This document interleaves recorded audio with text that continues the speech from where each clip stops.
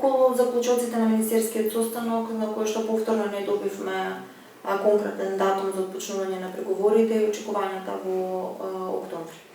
Така, оно што го видовме во текот на вчерашниот ден е дека Советот ќе се наврати на прашањето за отпочнување на преговори со Северна Македонија и Албанија најдоцна до октомври. Ако видиме распоредот на Европскиот совет, тоа е наредниот Европски совет, така да она што беа и очекувањата пред самиот самит е дека поради тие технички административни проблеми внатре во земјите членки, особено кај некој кој што треба да ја поминат позицијата низ својот парламент, како што е Германија, и навестувањата кои што ни ги дадоа претходно дека не ќе успеат во тој краток рок да заземат став во однос на ова прашање, заклучоците се очекувани, со тоа што она што е добро е дека ќе се донесе заклучок за овие земји најдоцна до октомври. Дали навистина станува збор за техникали со оглед на тоа дека треба да помине во Бундестагот во септември, или пак сепак од друга страна има недостаток на политичка волја и кои треба да бидат реалните очекувања за добивање на датум во овој план? Видите се, значи покрај секој административно-технички проблем стои некоја политика во позадина. Најавите беа и од Бундестагот од претходно дека нема поради одложувањето на пакетот за проширување, односно на извештаите за земјите кандидатки од април, кога требаше редовно бидат објавени до крајот на мај, дека ќе нема време. Но сепак она што може да се прочита е дека целото овој пакет на проширување, односно одлуките кои што се однесуваат на Македонија и на Албанија во однос на отпочнување на преговори, се ставаат некако во рамки на тоа и да се даде уште една финална шанса на Албанија да го подобри своето портфолио. Понатаму, сето тоа може да се стави и во контекст на престојната борба на земјите членки за главните позиции внатре позиции во Европската Унија. Така да има тука мношто на работи кои што може да бидат ставени, но сепак официјалното е дека поради временската рамка не е успеено одредени земји да заземат став во однос на ова прашање. Го спомнавте пакетот Македонија и Албанија. Во последниве неколку недели интензивно се разговара и на тоа да барем аналитичарите за да има одвојување на овој пакет Македонија и Албанија. Колку е ова добро и лошо и колку е изводливо во овој период да се разделат овие земји и Северна Македонија да настапи индивидуално, да се оценува и во иднина да догледат. Самиот пристап на комисијата е дека сите земји членки индивидуално се оценуваат за нивниот напредок. Така да тој ставот кој што призмата низ кој што се разгледуваат земјите. Интересот сепак, оној политички интерес е земјите, Северна Македонија и Албанија да идат заедно, како еден вид пакет и да напредуваат во процесот, но сепак Советот е тој кој што на крајот ја носи одлуката. Дали земјите ќе бидат раздвоени или не, зависи и од покрај одлуките или извештаите кои што ги продуцира самата Европска комисија, и имаме и самите очекувањата на самите земји членки во однос на тоа каде земјите кандидатки стојат во процесот на проширување. Така да секогаш постои шанса за одвојување доколку се утврди дека една од двете земји заостанува, но комисијата нема да биде таа, како што видовме, која што ќе ги одвои. Ќе бидат одредени земји членки кои што ќе предложат одвојување на двете земји. Сепак е можно, бидејќи секоја земја се оценува според својот индивидуален напредок. Можеме ли да кажеме дека првиот чекор во одвојување го презеде Холандија? Да, доколку ги читаме писмата кои што од Министерството за надворешни на Холандија се упатени кон нивниот парламент, таму постои една јасна дистинкција. Во делот на Северна Македонија, каде што стои дека се согласуваат со заклучоците во извештајот на Европската комисија, во делот на Македонија и толку. Во делот на Албанија стои дека гледаат во позитивно светло, ги гледаат реформите кои што ги има превземено земјата и притоа препорачуваат продолжување на тие реформи во престојниот период. доколку нели ги читаме во детали овие две реченици, тогаш може да се види дека ова е тоа раздвојување за кое што збориме. А меѓутоа, од друга страна, заклучоците на Министерскиот состанок и никако не се разликуваа многу во поглед на Македонија и Албанија. Ситуацијата, барем политичката ситуација во Албанија во моментот е неповолна. Колку ова може да ни го забави целосниот процес и во октомври да останеме буквално извисени на... Па ја мислам дека нема да извисиме. Мислам дека овој престоен период треба да го искористиме на тој начин што ќе ги владата ќе ги заврши оној пакет на реформски закони кој што треба да биде донесен. Пред се тука мислам за закон за јавно обвинителство, во делот на тоа како понатаму ќе се развива специјалното јавно обвинителство. А втората битна работа на која што треба да се разгледува е преговарачката структура, која што се уште немаме видено, иако ние бараме континуирано да отпочнеме преговори. Во овој престоен период, земјата треба да се посвети на завршување на овие домашни работи и потоа со чисто портфолио, без ниедна дамка на дамка да побара да бидат отпочнати преговорите. И мислам дека со тоа ќе се затвори онаа рамка во која што ќе се наоѓаат одредени причини поради кои повторно може да се пролонгира давањето на датум за отпочнување на преговори. Околу преговарачката структура, барем владата ја најавуваше, ако не се лажам, веќе 1 година, меѓутоа некако овој процес не ми се чини дека е доволно транспарентен.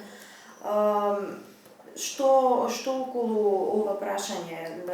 Дали институциите немаат капацитет за да оформат оваа структура со луѓе или докаде се? Па ние се уште не сме стигнати до тоа да видиме кои се луѓето и како ќе ги искористиме луѓето со специфични знаења во процесот на преговори. Она што нас се уште ни фали, тоа е оној прв чекор е да ја направиме таа преговарачка структура врз база на која ќе го осмислиме начинот на кој што ние внатрешно во државата ќе функционираме со цел ефективно и ефикасно да ги спроведеме, да ги спроведуваме преговорите. Точно е, најави имаше уште повеќе од година дена. Имаше некои најави дека ќе биде сега пред летото, но она што го знаеме е дека се уште немаме таква преговарачка структура. Ние како граѓански сектор не сме се уште не ни било пристапено да даме коментари во однос на таа драфт структура која што они ќе осмислат. Притамија листа за консултации? Не, се уште, значи ние веќе имавме во рамки на невладиниот сектор веќе се спроведа неколку работилници на кои што беше разговарано на оваа тема, но сепак ние не можеме да дадеме никаков вид на препораки кога ние немаме видено како изгледа таа структура. Во смисла на препораки за тоа како членовите на граѓанскиот сектор ќе бидат вклучени во процесот на преговори. Значи, за да тоа да го предложиме, најпрво треба да видиме како ќе изгледа таа структура и каде се можеме да бидеме вклучени. Се додека тоа не го видиме, не можеме да дадеме конкретни препораки. Така да мислам дека и тоа беше и дел од планот 18. А се уште, тоа е едно од оние реформи или оние подготовки за преговори кои што не го виделе светлото на денот.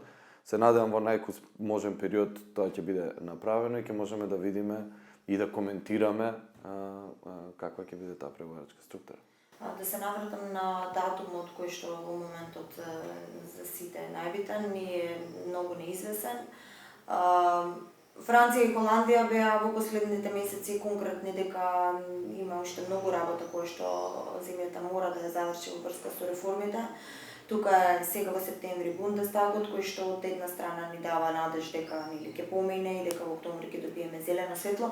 Меѓутоа, колку ќе ги убедиме овие скептични земји со оглед на тоа кој ве спомнам дека пред само неколку дена изјавата на францускиот амбасадор беше дека имаме уште многу работа. Точно е, работа има многу. Мислам, она што нашата влада го бара е не влез во Европската унија, туку отпочнување на процес преку кој ќе можеме да ги изградиме капацитетите за еден ден да влеземе во Европската унија. Така да треба да се мери напредокот на земјата во однос на стадиумот во кој што се наоѓа. Значи ние сме земја кандидат од чекаме почнување на преговори од 2009 година и во однос на капацитетите кои што ги имаме и нивото на реформи кои што се спроведени, земјата и она последно што го видовме од владата, земјата е подготвена за почеток на преговори и она доколку го читаме и заклучоците од последниот извештај на Европската комисија јасно го покажуваат тоа. Така да се надеваме, јас сум оптимист дека во октомври ќе имаме позитивна одлука од страна на Советот за почеток за одредување на датум за почеток на преговори, датум за прва меѓувладина конференција и дека сите оние реформи кои што се спроведени во овој последен период и решавањето на отворените билатерални прашања како со Грција, така и со Бугарија се доволен чекори напред за тоа Македонија да добие зелено светло на престојниот самит во октомври за добивање на датум преговори. А колку сегашната ситуација во Европската унија со оглед на исходот од европските избори може и со менувањето на нов председател на Европска комисија и така натаму може да влијае на целиот процес? Она што беше барањето на одредени земји членки беше извештаите за земјите кандидатки да се одложи за после европските избори со цел да немаат некој одреден пред се негативен импакт врз самите избори. Без разлика на ситуацијата во Европскиот парламент во кој што сепак мнозинството се на парламентарци се оние кои што го поддржуваат процесот. Меѓутоа имавме изненадување, да кажеме, во Франција, па и Грција, како сосед, тука се и нивните парламентарни избори. Така, се ова одредени ризици кои што може да влијаат врз донесувањето на одлуката во октомври. Но сепак тука станува збор за еден процес кој што е долгорочен, реформи кои што се превземани и одредени побарувања кои што се исполнати од наша страна и врз база на кој Советот треба да донесе одлука по една така доста позитивна, би рекол, препорака од страна на комисијата. Така да сите се овие ризици кои што влијаат, но мислам дека сепак на крајот во октомври овој исход ќе биде позитивен, бидејќи не само ова на крај ќе влијае врз самиот кредибилитет на Европската унија во однос на регионот, исто така ќе имаме проблеми понатаму во превземањето на чекори на било кој од владите во регионот да решаваат тешки проблеми. А пред се тука го имаме во вид проблемот помеѓу Србија и Косово, откако лидерите на овие земји ќе увидат дека и по решавањето овакви тешки билатерални спорови како нашиот спор со Грција во однос на името, нема никаков позитивен исчекор од страна на исчекор даден на земјата кандидат од страна на Европската унија. Можеме ли да очекуваме блокада од Кипар со оглед на тоа дека се заканува во последните денови дека ќе стават блокада вета на проширувањето на ЕУ докато не се реши нивната ситуација? Па мислам дека не, но она што нас ни престои е да го процес на признавање на Македонија на Кипар, бидејќи ние имаме чинам во 2000 година веќе започнато процес на признавање на Кипар, но имаме одредено повлекување. Како и да е, како земја која што треба да ги отпочне преговорите, мислам дека ова прашање треба да се затвори и Македонија да ја признае Кипар. Какви ќе има тоа реперкусии врз нашите односи со Турција, исто така останува да се види, но сепак за секоја и за фазата на отпочнување преговори, за секоја последователна фаза во процесот на проширување, дали тоа е отварање на одредено поглавје или затварање на одредено поглавје, ќе ни треба согласност од Кипар. Во таа смисла треба да го затвориме и ова отворено прашање во однос на Кипар.